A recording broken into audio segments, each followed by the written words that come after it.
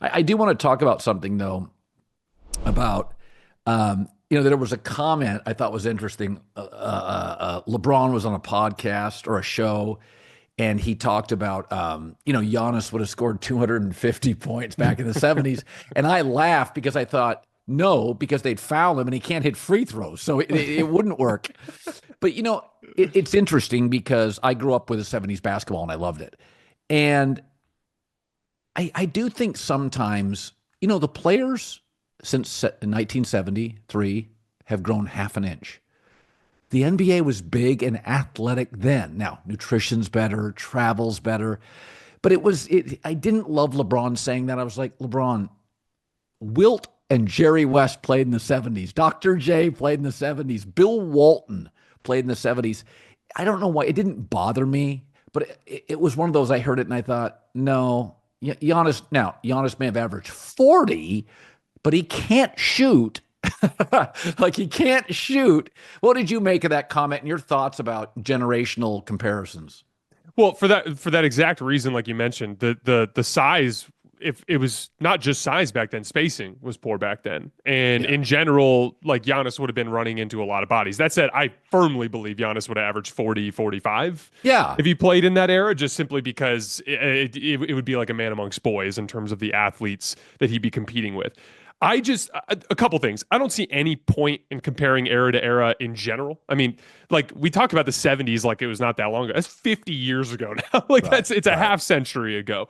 And in general, there's just been so many changes schematically. There's been so many changes in player development and the skill. Like, what's always so funny to me when you go back and you watch basketball players in the 60s and 70s, the jump shots are all weird looking. Yeah. And one of the reasons why the jump shots are all weird looking is they didn't get to go on YouTube or go turn on the TV and watch their favorite players play when they were kids. They taught themselves how to shoot.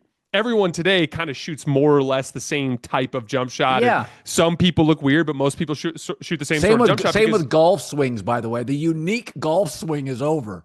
Exactly, because now it's been optimized. We've optimized it now. You reach your hand into the cookie jar, you start from the legs, no wasted motion, and we don't want to hit you in the shot, And so it's one of those things where like we've just perfected the sport in so many different ways. And, one of the things that I dislike about it, and it kind of goes back to what we talked about when we were talking about Stephen A. Smith a couple weeks ago. But I don't believe in stooping down to that level. You by the way, you have a saying that you've used over the years that I've loved. You said, I can have an opinion and you can have an opinion on my opinion. I don't need to have an opinion on your opinion of my opinion, which by the way is like a foundational thing that I lean on when I'm doing what I do too. And like one of the big things that I look at there is like, okay, LeBron, you're playing basketball. Okay, these old guys are trashing your era. What good does it do to then step in and then be disrespectful to their era?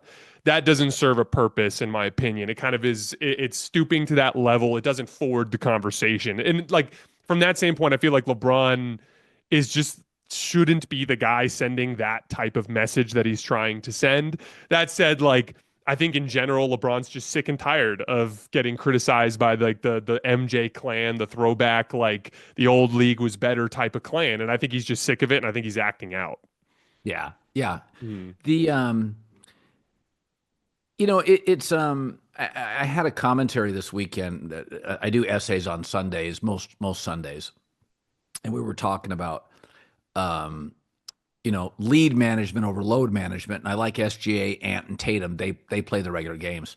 One of the things that I think is really interesting about Tatum and the Celtics is that, and I think this is rare.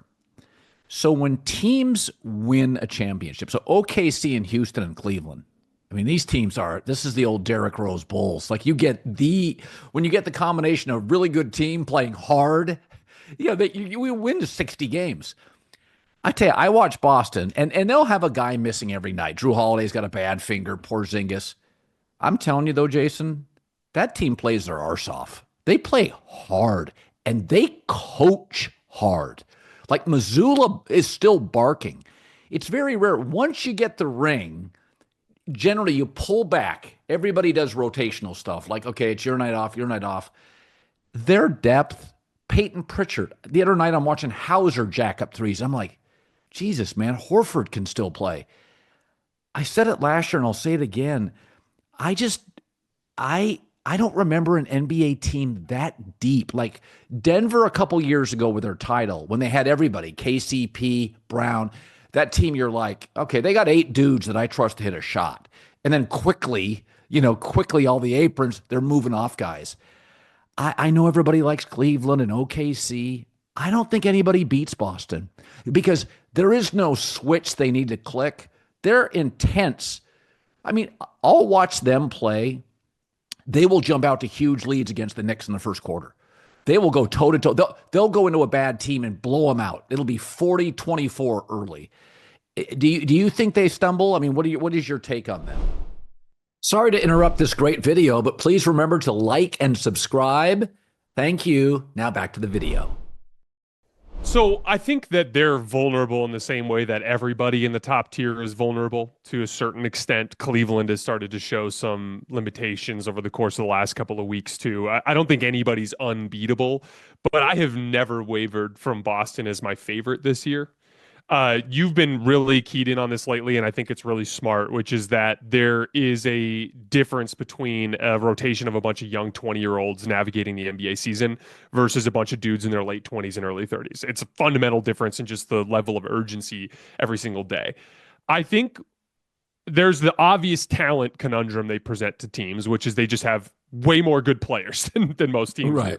But I also think that it's time that we acknowledge Boston organizationally from the top down is the most well-run because you've got willingness to spend, a front office led by Brad Stevens that is obsessed with finding guys that can dribble, shoot, pass, and defend. It's like a mandatory foursome for him to consider you as an investment for the franchise, a coaching staff that has built a drive and kick scheme, and really a culture that is all about pursuing the great shot over the good shot.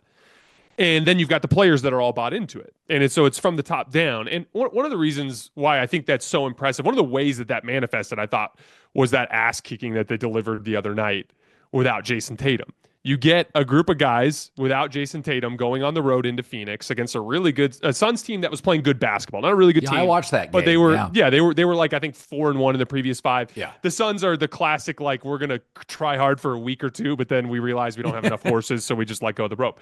But in that game, you can see them just playing a style of basketball, which is like modern 4-out, 1-in, driving, kick, spacing basketball, which requires incrementally breaking down the defense. So Jaylen Brown identifies where the advantage is, kicks it to a guy who's open. Once that guy's open, his job is not to shoot necessarily.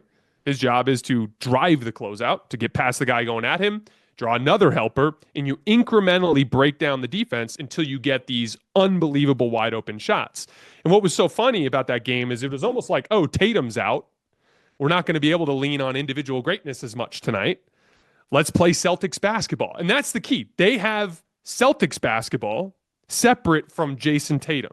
Jason Tatum fits into Celtics basketball and he makes it better. He's a force multiplier for Celtics basketball. But Celtics basketball is about an organizational approach, starting with Brad Stevens all the way down, in the willingness to play for each other in a drive and kick scheme to get great shots, in the willingness to defend. And all of that is part of what makes the Celtics the Celtics.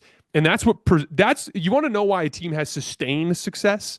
Meaning the Celtics team that has been a threat in the Eastern Conference for my entire life as an adult, like dating back to before the Paul Pierce and Kevin Garnett partnership with Ray Allen. So like they have a culture that has been established, and it's the only way to have sustained success in the NBA. I think it's super, super impressive.